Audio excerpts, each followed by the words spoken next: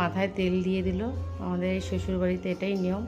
তারপরে সুন্দর করে চুল আসতে দেবে। আর সব কিছু আমাদের এখানে বাঁ হাতেই করতে হয়।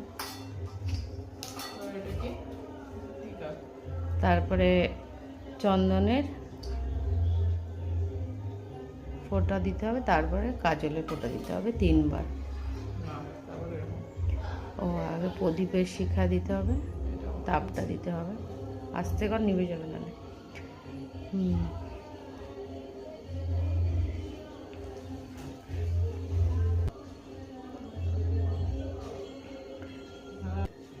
প্রথমে এই যে চোখে একটু কাজল পরে নিতে হয়, একটু ছুঁয়ে দিলেই হবে, এরকম নাহলে দাগের মতো তো এখন আর অত পড়ায় না।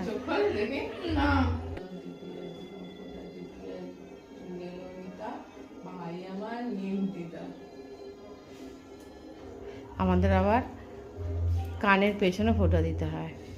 অবশ্যই পারলাম কাজল দ্বিতীয় দিলাম ফোঁটা, দ্বিতীয় নীলনিতা ভাই আমার নিমতিতা।